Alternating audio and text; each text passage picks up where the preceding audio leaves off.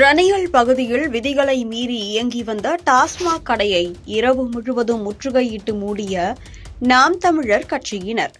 இதை பார்த்த பாஜக ஆதரவாளர் ஒருவர், நாம் தமிழர் கட்சி தோழர்கள் டாஸ்மாகில் கெத்தா வந்து நிக்கிறாங்க, ஆனா நாம எல்லாம் வேஸ்ட் என்று நாம் தமிழரின் செயலை பாராட்டிய சம்பவம் மிரட்சியை ஏற்படுத்தியுள்ளது.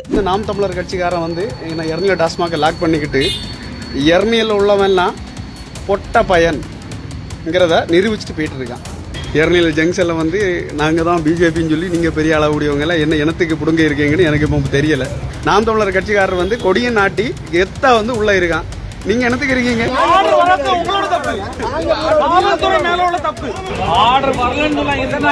நீங்க கைப்பட எழுதியதாங்கன்னு சொல்றேன். எனக்கு ஜட்மெண்ட் ஆர்டர் வரல அப்படின்னு கைப்பட எழுதி கையெழுத்து போட்டுதாங்க.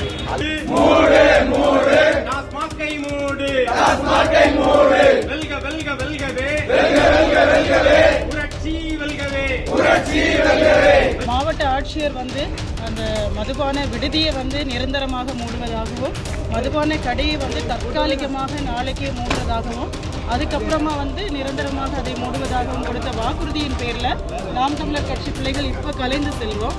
ஒருவேளை வந்து அவங்க மூடலை அப்படிங்கிற பட்சத்தில் தொடர்ந்து இந்த போராட்டம் தொடரும்.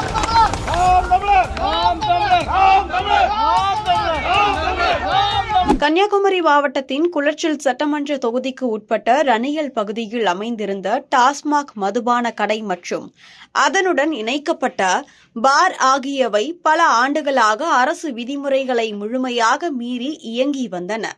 இந்த கடை அனுமதிக்கப்பட்ட நேரத்தையும் தாண்டி விற்பனை செய்தது.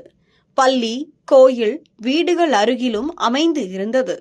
போதைப்பொருள் பயன்பாட்டால் ஏற்படும் வன்முறை, குடும்ப சீர்கேடு, இளைஞர்களின் எதிர்கால அழிவு போன்றவை அப்பகுதி மக்களுக்கு தினசரி துன்பமாக மாறியிருந்தன.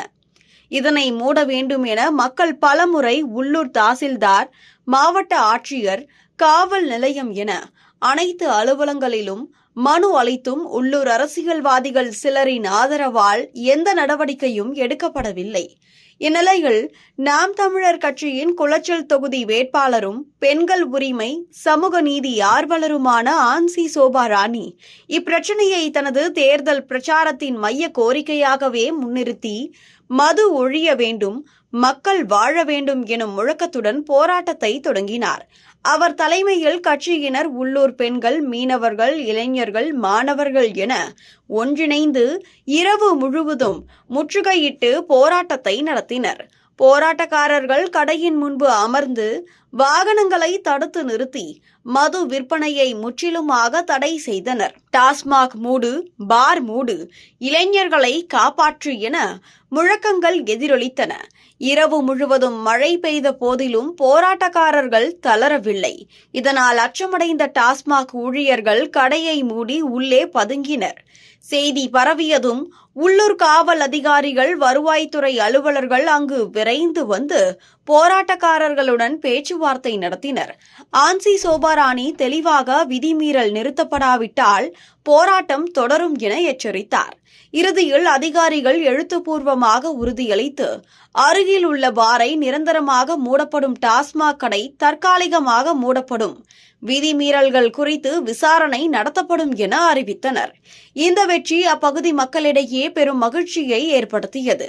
இந்நிகழ்வை கண்ட அப்பகுதியைச் சேர்ந்த பாஜக ஆதரவாளர் ஒருவர் சமூக வலைதளமான எக்ஸ் மற்றும் ஃபேஸ்புக்கில் காணொலி ஒன்றை வெளியிட்டு, அரசியல் கட்சி வேறுபாடுகளை தாண்டி நாம் தமிழர் கட்சியினர் நடத்திய இந்த துணிச்சலான போராட்டம் என்னை வியப்பில் ஆழ்த்தியது.